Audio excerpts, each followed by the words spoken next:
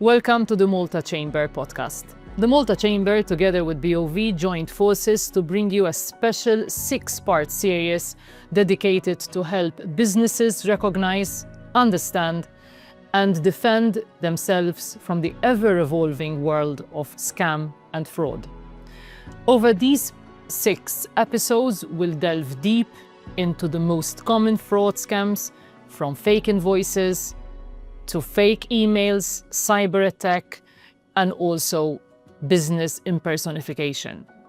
Each week, accept real stories. You will witness real stories, you will see the experts speaking about how you can avoid this, and also practical tips designed to protect your business and organization of all sizes. So whether you're a seasoned entrepreneur or just starting up, these series of podcasts will provide you with the right tools how to spot the red flags and costly mistakes so that you will outsmart the criminal behind your PC. Join us as we expose all tricks of the trade and help build a safer business community for everyone.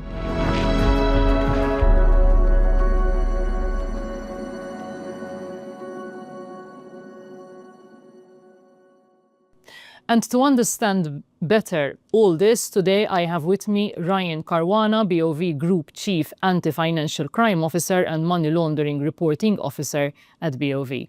First of all, thank you, Ryan, for accepting our invitation. In this first episode, Ryan, you will be sharing real-life experiences that the bank sees every day when it comes to scams. From your experience, how common is this? So first of all, thank you, Rachel, and thank you for being able to be a driver to keep on increasing awareness and at the end of the day, even contributing to education, right? And I'm starting with this because I am a true believer that one of the best controls that we can do not to be able to be a victim of fraud is that we ourselves are aware of such risks. So to that particular question, yes, this is reality happening around us today as we speak. We know that scams take different shapes and forms, as you know. Let's start by categorizing them. First of all, we said that all ages, all businesses, all types of entrepreneurs are prone to these scams or have been victims of these scams. However, if we go to romance, for example, crime, scams. Everyone would say the famous Brad Pitt story where this French woman thought that she was in a relationship with Brad Pitt up until last year, and she lost 830,000 euros, knowing she's assuming that basically she was in a relationship with Brad Pitt. I mean, at face value, it sounds funny, weird, etc. But in reality, how much do we see local businesses and local entrepreneurs falling for such romance scams? For sure, and perhaps one word that I would change from that is that she was assuming. She was for sure in a relationship with Brad Pitt. So the example that you are mentioning, and this is a news that everyone can Google and everyone can find, it is exactly what's happening also in Malta. Of course, not related to Brad Pitt, right, but on different circumstances. And let me give a context out of this, how easy it is and how I would say the general society is reacting to that.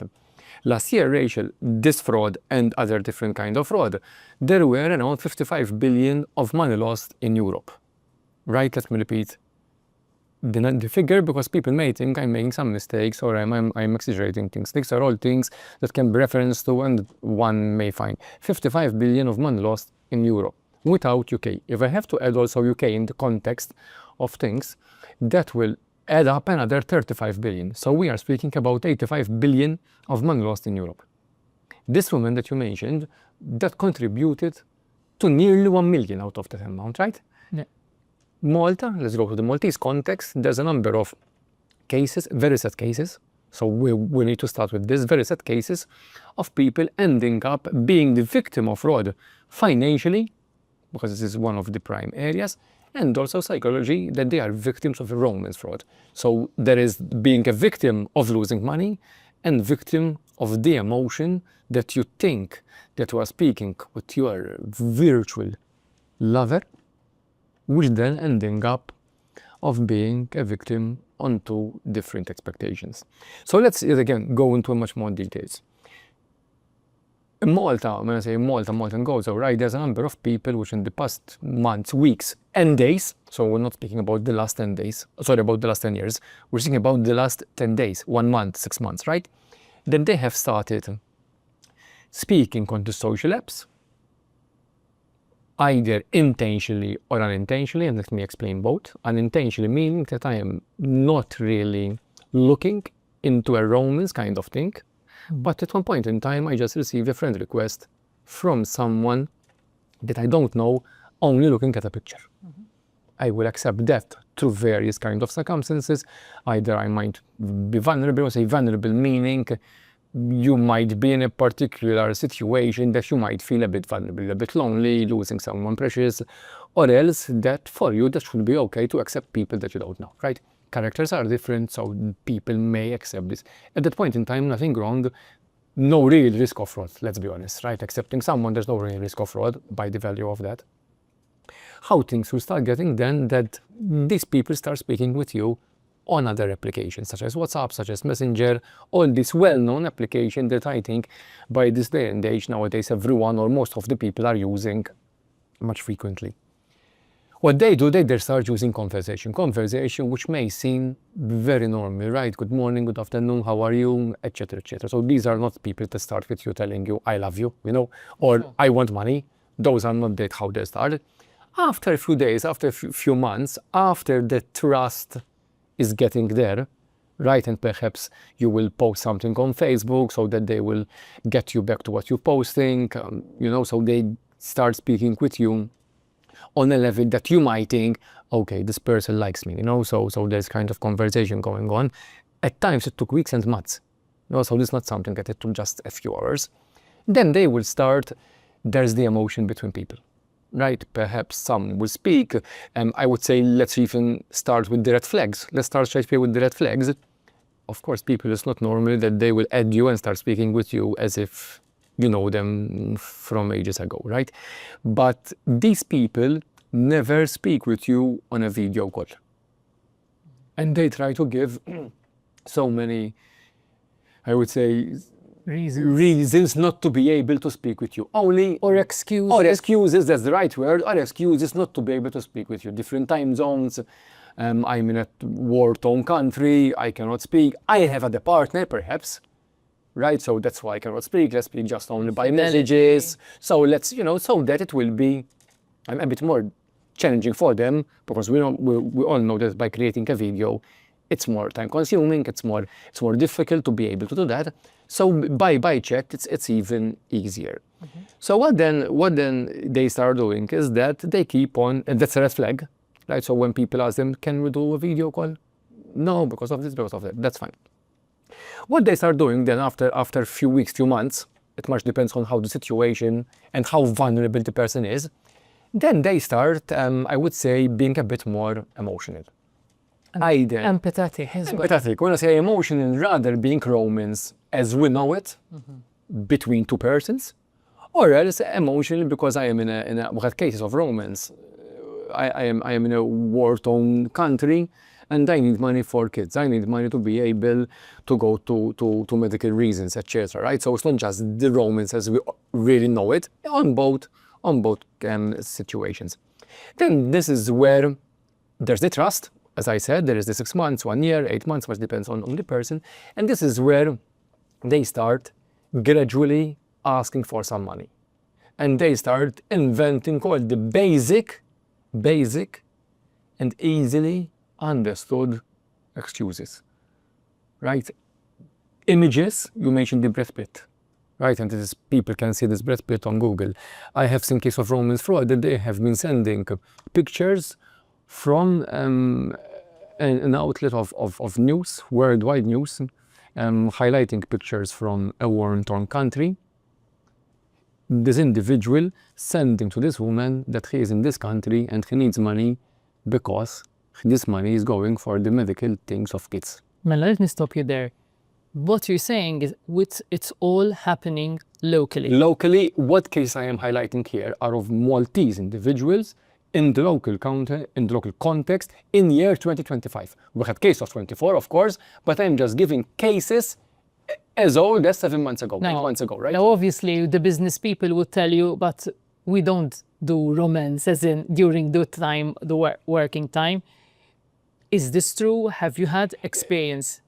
Agreed, and that is perhaps the business agreed, and that is perhaps I would say a good excuse, which I call it excuse. Let's I think we all agree about this, that every business individual, there's a human being, Correct. right? So whatever I may do on the job, out of the job, at my free time, there's someone that's either a salaried individual, as I am, or a business company, whatever it is, that there is someone taking decisions in doing business, right? So yes, we had case of business. We will dive even deeper in the coming sessions about this, and even today. So yes, this is happening also in businesses. We had cases, and let's go a bit even, I would say, the different kind of romance, which we had a case earlier this year.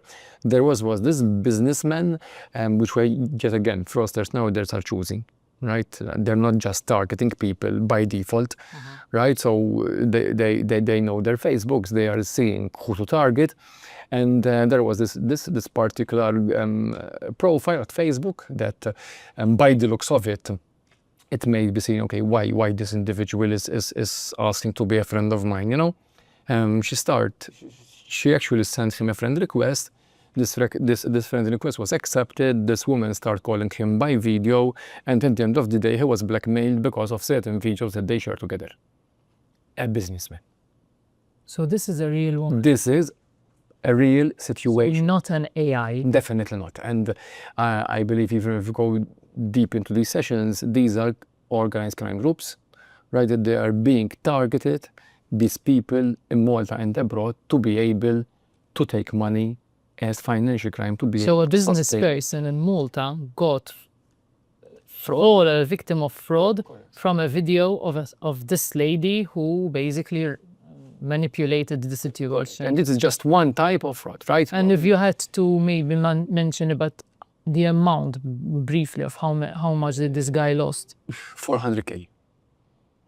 Right, so this is a amount, and yet again there were other awareness that we are raising, that even higher amounts were mentioned, right? In other romance fraud, 900K were lost.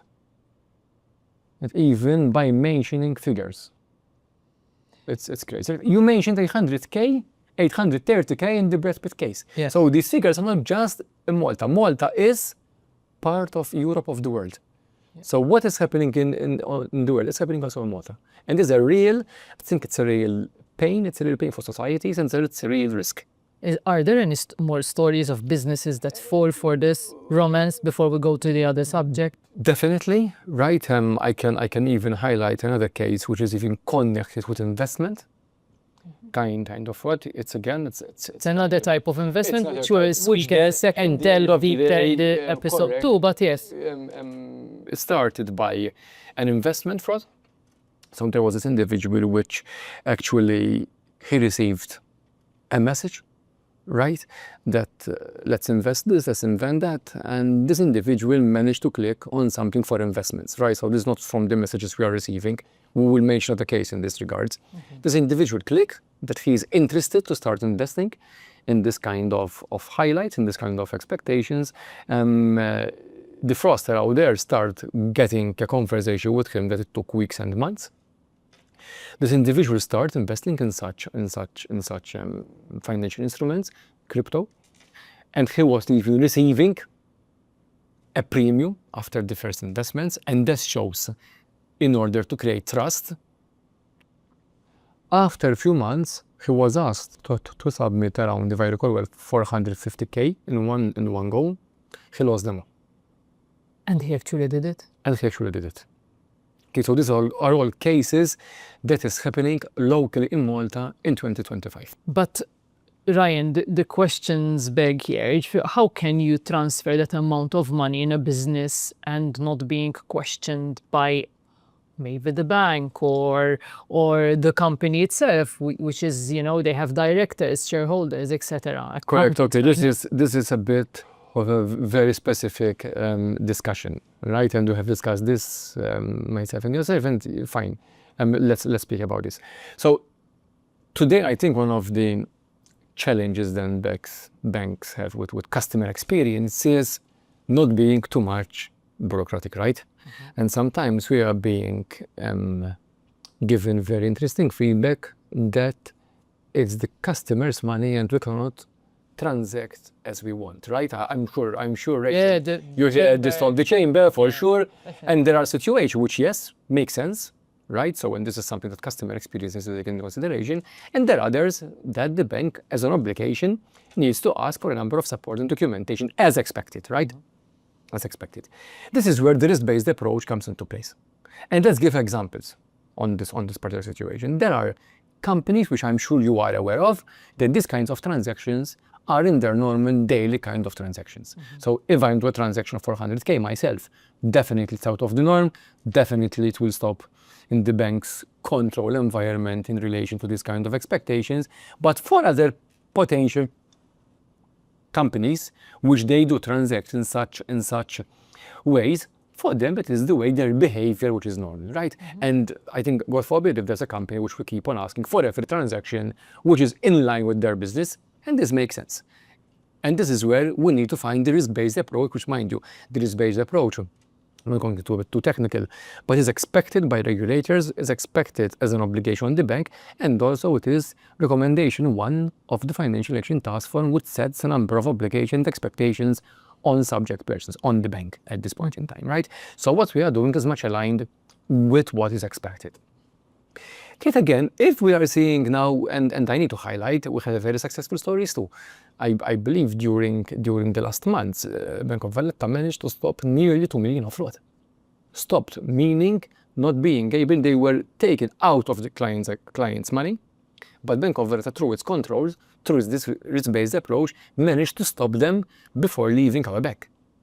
Right, so this is part of the risk base. Yet again, there are those cases, those instances, which they looks very normal that they doing business, right? So if there's a company X doing business with supplier Y, there might be nothing wrong in that regard. So it's up to the customer, it's up to the business, and that's why I earlier highlighted the best control is me and you, is the company, to educate, to create awareness, as what we are doing, in order to understand the risk of fraud and what are the red flags not to be able to be a victim of fraud. Before we continue about the red flags, I wanted to close the chapter about romance scams. You said that we have businesses who fell for it, and you gave the examples, which happened this year only.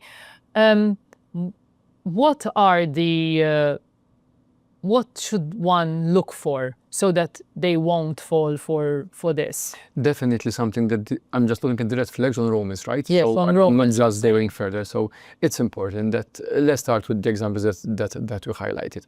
Sometimes we say in investments, we say that it is too good to be true. Let's put this example once again in romance, right? I think it is very unlikely that out of the 8 billion of people that there are in this world, I think somewhere over there, it's very unlikely that there are someone waiting for me, just to give my example, that they will look into my profile and they will say, he is the nicest person in the world, let's just click on him because I really like him, right? I'm just giving my example. So this is already a red flag. How come this individual is really wanting to be a friend of mine? Interested in me. Interested in me. Even at times the picture of that Rachel even suggests that it's not normal for someone to have such pictures as a profile in this kind of social media. And yet again, the question would be, why it's me? Secondly, why this person, after a few minutes or a few hours, called me by video? Is it normal that people call you on video? People that they don't know? On video meaning FaceTime, meaning whatever it is, WhatsApp, Messenger in this case they're using Facebook. So is it normal? I never received such people from Messenger, from a video that I don't know. Even how, by the looks, what they are wearing, etc. So stop and just hang up, right? And what I suggest is to report that profile to Facebook as fraudulent or whatever it is. Right, so those are definitely red flags.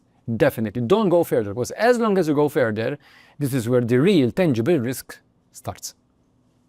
This is about romance. Yes, this is one type of red flag. The second I was going to mention a red flag is that when you start actually, when I say business is the human element, I'm after the human element on romance. I will go even much deeper on investments and other kind of highlights, is that when you start speaking with people, it's not normal that they start, I would say, testing your emotions. People that you don't know, people that you never met, and start asking for money. After weeks or months, when you start building your trust. It's not normal, right? Yeah.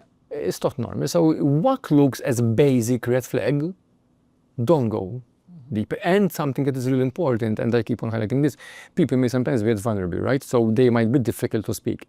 What I suggest is speak with someone that you really trust. From your experience, whether it's romance, whether it's a scam call, whatever, so we'll go into that as well. Are we talking about a particular age gap, or a particular business sector, or a particular human, like, education level?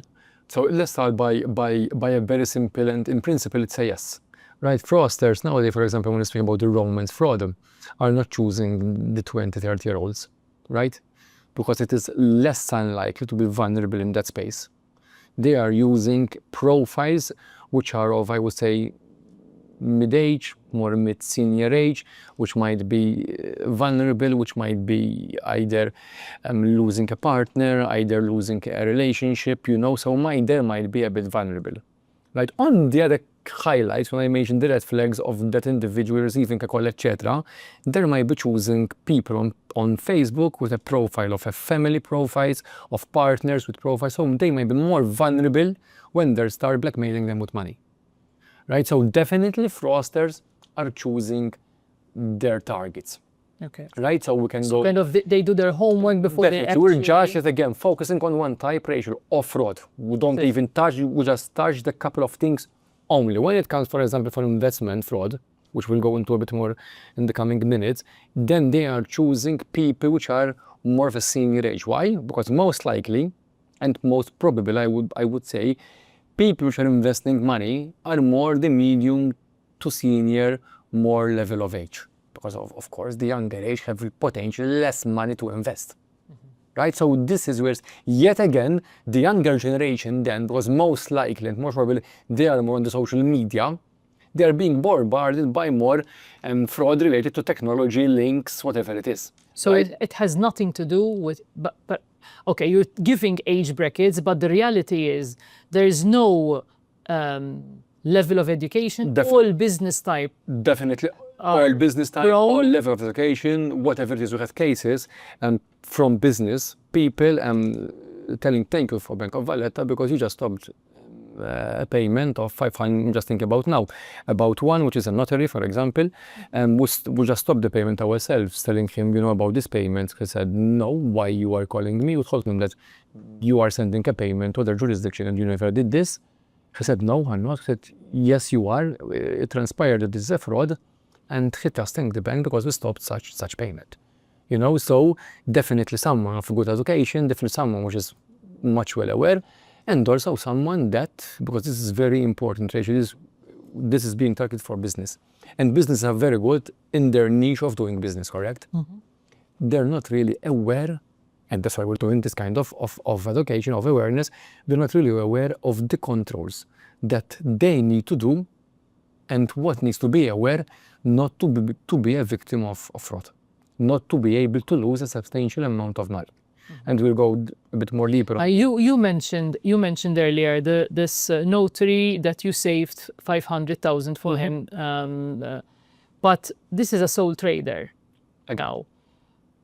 What other examples have the bank encountered when it comes to sole traders that were fraud? And what was that red flag that this person didn't see? So okay, let's just another case, right? Had a case which unfortunately the money were lost, right? So there is a sole trader, another type of fraud, which on a normal morning he received a message on his phone that his card is blocked. When I say his card, meaning this hotel in the company kind of card that is blocked.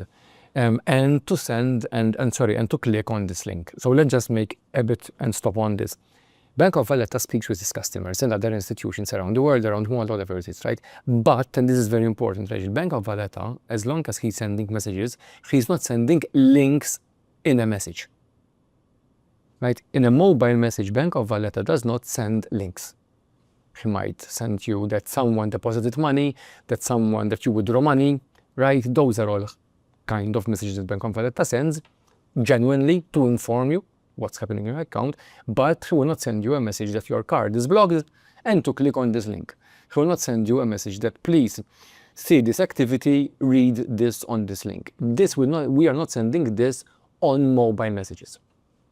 Right? And in fact, what we are doing, even I would say in a constant kind of creating awareness, we are sending messages to our customers, ourselves, informing them about these kind of risks, right?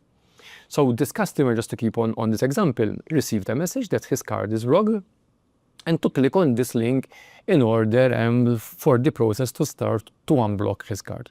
He just clicked on this link and nothing happened, right? This individual told me that he just saw a white window on his phone, a pop-up window, white pop window on his phone. Then he highlighted that after a few minutes, it was around an hour to be fair, someone called him with the same mobile number, with the same number of Bank of Valletta. Let me explain this once again. So this number is being spoofed. Let's not go into a number of technical words. Nowadays, it's very easily that I can download, you can download, people listening to this podcast can download an application on their phones and they just change their number in what we are doing. So I can put a number and once I'm calling you, it can be a number of someone else. Okay. And your phone will not understand this. It's not something that Bank of Valletta can do, definitely out of our control, definitely out of our means. So you will think that I am calling you. So this is how you will see the number of Bank of Valletta, which is not Bank of Valletta calling you. There was this individual speaking to him in Maltese, a completely Maltese individual, highlighting that they are calling him from Bank of Valletta because his card was blocked and he will help him because someone, and this is really important, someone was doing a fraudulent transaction on his behalf. So fraudsters are taking what is really happening so they will gain trust in those few seconds that they are calling this individual, a business individual. She told him that Bosch was a woman, wasn't speaking. Definitely no AI, I'm sure about that. Definitely not. I'm sure because how she was speaking with him, definitely there was a good woman speaking in good Maltese. Mm-hmm. Right, so she was highlighting, okay, let me help you, you don't have to worry, I'm calling you from the bank, so we will stop this kind of transaction and you don't have to worry anything about it. And then she started asking him questions to log on his mobile app, right, and to start to give her, okay, I just keep one thing. Something that these fraudsters are doing, Rachel, they start to authenticate you. Okay. So how they are authenticating you? And then they will start asking our customer, this individual, can you please provide me with your ID card number so that we can authenticate you? Okay. If I do this to you, right, and you will tell me, Rachel, can you please give me your ID card number? You will tell me 1, 2, 3, 4, 5, 6. Mm-hmm. I will tell you, yes, this is it. I don't even know what's your ID card number, but if you tell me your ID card number, I will say yes, right. And probably in front of her, there's nothing. There's nothing, right? They're just saying, yes. Mm-hmm. Can you tell me how your last two numbers of your bank account? And you will say your last number of your bank account. Mm-hmm. Okay, this is good. Can you give me your last four digits of your card, right? And then you will give her the last four number, and she will say, yes, you're good. So this is how she is, or she is in this case, warming you up, kind of. Right, and you would, because of that, it's gaining trust. If you tell her your ID card is really 1, 2, 3, 4, 5, 6, potentially she will say, yes, you're good. Okay? So this is how she say yes, not because she has data which is verifying or comparing. Mm-hmm. And this individual gave her all this information. They said, okay, now let's start to stop this kind of transactions. Mm-hmm. And this individual was asked to go on his mobile app Okay, and she asked actually for his number that we usually go into our mobile app, which is the user ID, etc., etc. So these are definitely questions that Bank of Valletta will not ask you, whatever the communication is. Whatever the communication, what was happening, that this individual, right, she downloaded also the Bank of Valletta app, normally from the App Store, and whatever he was giving her, she was using and managed access on her own device. Then she asked our customer to delete the app. Why to delete the app? Because our app only works on one phone. Our app doesn't work for each person, right? Even if you have two phones, you're going to download our app on two devices, right? So that's why she asked him to delete the app so that she will gain access. And also she asked him to put the phone on flight mode. Why? Why? Because Bank of Valletta recently, when I say recently from the past months, whenever you are doing money out, debits, we are sending you SMSs. By putting your phone in flight mode, that means that the SMSs of this woman defrauding you will not come out. You will not come out, right? Because your phone are on flight mode. So you're not being able to see something is really not on. And then she will highlight, okay, put your phone back in 2 hours. Those 2 hours are more than enough for the money to be lost, etc. This individual made a number of transactions, actually not this individual, but this person. Yet again, this individual gave her access. It's like I ask you, can you give me your home key? Yeah. You know, if I go there and just open your lock, you just gave me access to your home. Right? It's not something that I really go in and then just make a break in. Not really. Yeah.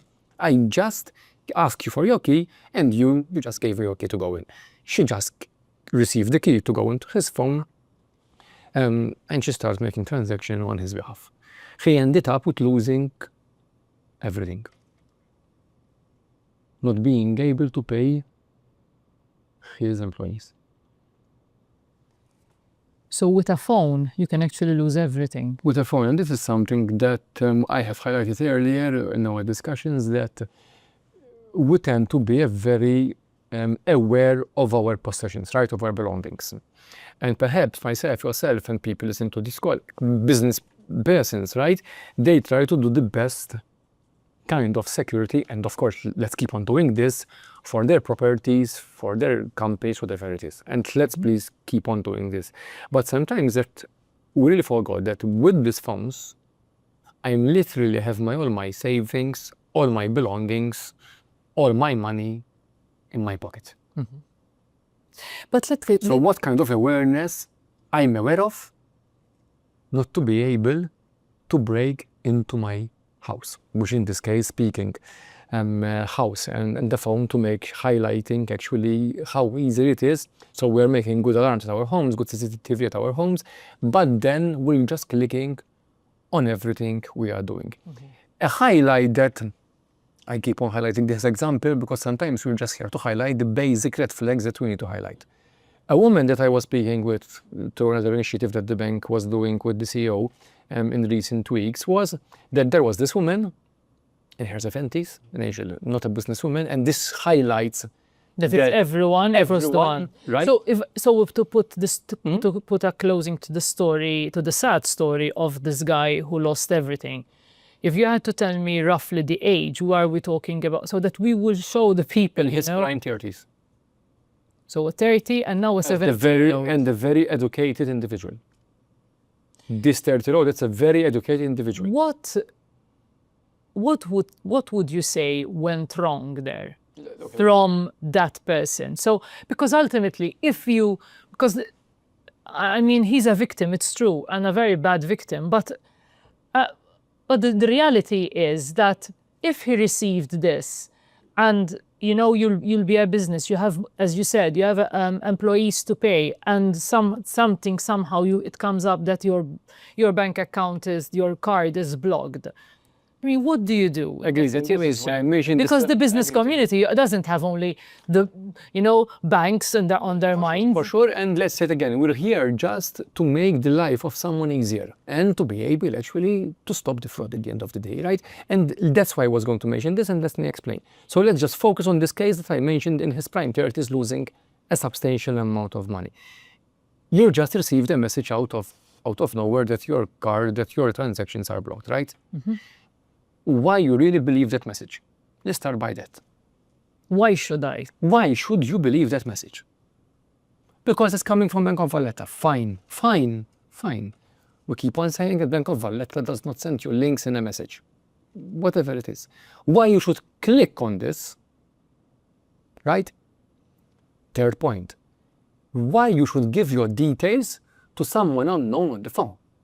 That I question, because sometimes when you call banks, and I'm not criticizing this process, but it's a process that happens. When you call a bank and you would tell them, listen, I have a problem with my card, this other person on the receiving end would ask you questions like, can you verify yourself? Either by... Let me stop you a bit. What you said? When you call a bank. Yes. So you call a bank, not the bank calling you, right?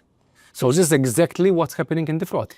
He received a call from this fraudster that she was telling him it's from the bank. But even in that regard, Bank of Valletta, mind you, do call I was going to say. Which is the normal kind of thing, and you to call people, most of businesses, to provide supporting documentation. So in that case, if you get a call from Bank of Valletta and you get a call from a fraudster. The main difference. What is the difference? Agreed. So when you receive the call from the same number potentially, right? Bank of Valletta may call you. You did this transaction, which you are aware of already. Okay. You are aware of, right? Can you please provide support and documentation to this transaction? Okay. Because it's normal kind of expectations for banks to ask for support and documentation every now and then. And you will provide a contract, an invoice, whatever it is. What's wrong in providing an invoice? What's wrong in providing support and documentation? What is the risk of being defrauded by providing support and documentation? What is the personal information I'm providing? Zero, right? Yeah. Zero, right? Yes. Right? So there's no risk in that regard. On the contrary, when the fraudsters are calling, they are telling you, you're just being defrauded. Okay, fine. What transaction I did? This and that. Okay, thank you. Let me just go to my account to check them. And hang up. If you don't see those transactions, may definitely not be. In a way, you're also saying that the business community or the public at large, even if they receive a call kind of from a legitimate bank, like BOV and like other traditional banks in Malta, they still need to question in today's world. Yes, I would say in question there's nothing wrong, but it much depends on the questions being asked, right? If Bank of Valletta calls a customer, a businessman, right, a business, whatever it is, asking for this kind of information, for example, we are phoning customers to be able to update us with their updated ID card. Was there some expired? And we are calling them to update it. What is the risk in that regard? Why I should hang up? I am from Bank of Valletta. Can you please provide me with your updated ID card? What is the risk in that regard, Rachel, being defrauded? Because if they have information about you. No, we're not asking you to provide the passwords. Okay. We're not asking you to go and give us your user ID, because Bank of Valletta, I'm sure, will never ask you to provide that. Right? So if we call you as a business person, tell you, Rachel, you did this kind of transaction to jurisdiction X. Can you please give me a contract to support that transaction? No. Can you tell me why this transaction was done? This is in the normal kind of businesses, normal kind of bank to business relationship. Even, let's say, it's a fraudster, which is not. Fraudsters are interesting, not in supporting documentation. No, Are interested in money. In accounts, that's true. That's Right? true. But you much earlier, and this is mentioned important. that they are even copying your number, the bank's number, which for a person that may not be so aware in the sense that, especially vulnerable people like old people. If they see a number from BOV, they would say, this is BOV. And you will answer that. It will happen to you and to me, right? You may answer a call from a number that you may know, but as long as then you start asking questions why she's asking for this. Why? Let me explain this 70-year-old case, right? Okay. This individual, I was speaking in another podcast, there was the CEO, and she gave this example herself, Rachel, herself. She said, I received this call. Oh, sorry, I received this message. This SMS? This SMS that my card That was your blocked. card was blocked. Okay. She's not a businesswoman, right? She's a 70-year-old enjoying her life, right? You know what you told us, and it was spot on how businesses, myself, yourself should do. She said that I received that my card was broken to click on this link. She said, I go downstairs because where I live, there's this shop under where I live, which is a normal kind of shop that you'll find everywhere nowadays. Right? And I bought a bottle of water with my card to see if my card was working. That means that my card is not blocked, and I just delete the message. So she realized she went 2 steps ahead by questioning how Right. true or not this is. I agree. But this is more worrying because what we're seeing is that maybe, funnily enough, the old generation who are not that tech savvy are questioning more certain scams than maybe a 30-year-old with fully education. And I'm not without any disrespect to anyone, For sure. but sometimes when you think you know it all, it's more dangerous than you actually faster to click and make mistakes. Definitely. Costly mistakes. Definitely, and that's why we're doing this kind, right? And yet again, we are living in a very digital age. You agree with me on this? Right, and there is, I would say, it's push to use For phones digital. even more, cards more even, and I think this is the way forward. Let's be honest, we're not living, in Stone Age anymore. We need to keep on evolving by time. This is nothing wrong in that.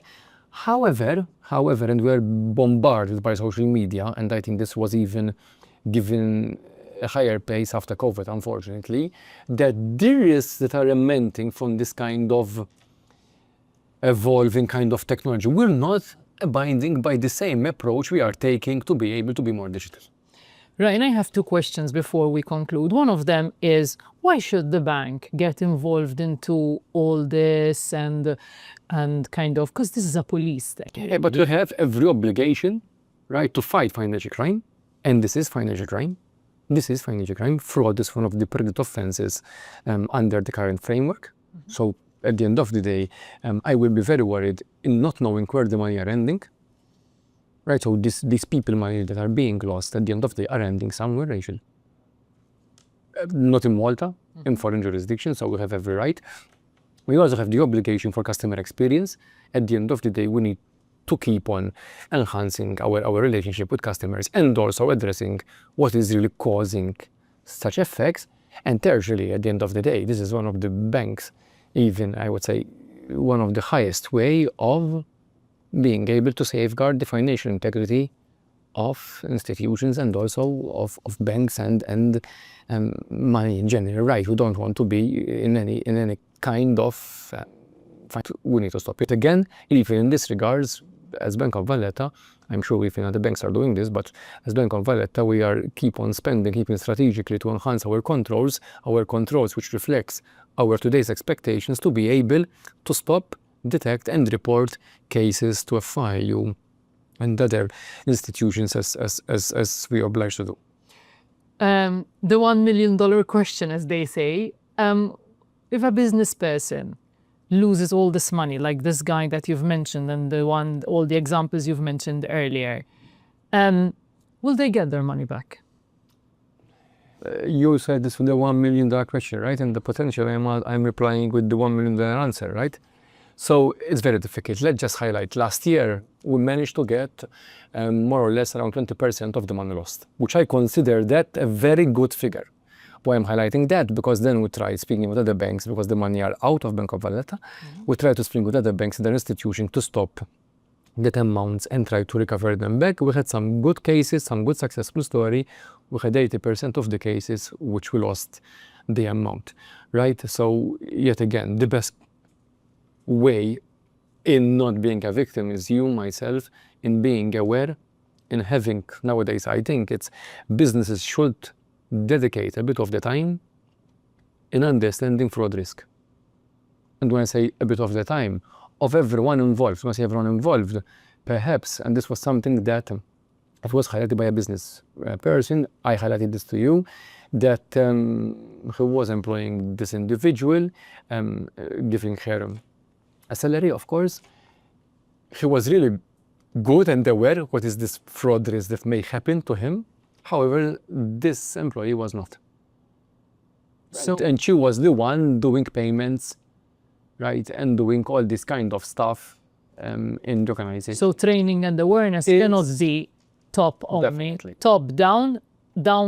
Sometimes, because sometimes we also encounter business people who would say, listen, kind of, I then has the chance to stay training myself, even though the Malta Chamber has been saying that you need to keep training and retraining yourself, that I train my staff, but I don't have time to train myself. You're saying you have to train across the board and you have to be aware of what's happening and updating yourself. Rachel, definitely, especially those decision makers. When I say decision makers, not really strategically where you want to take your company in the next 5-10 years, right? I'm not after that. Strategically meaning a person which is doing the payments on a daily basis. That's a decision maker, right? Because she's sending the payment, right? And yet again, once they are actually seeing certain red flags, let's stop, if I may, and just maybe stop on this. Another case which I'm just highlighting, just the brief of it. I know that we'll go into much more deep in this kind of discussions, is that a businessman who just lost $500,000 in one transaction, he noted a different type. And I will not go into much, just to highlight what to do and how we can stop such fraud. Okay. Let's call, right? Let's call him rather than sending him an email. Call the other person. Call the other person. Isma, you just did Or this. the other company. Or the company, you just sent me different IBAN. Is this you that have sent me this? Just a call away, 2 minutes, 3 minutes, and you can solve a lot of issues. You can solve a $500K of money lost. Ryan Caruana, thank you very much for participating in this podcast.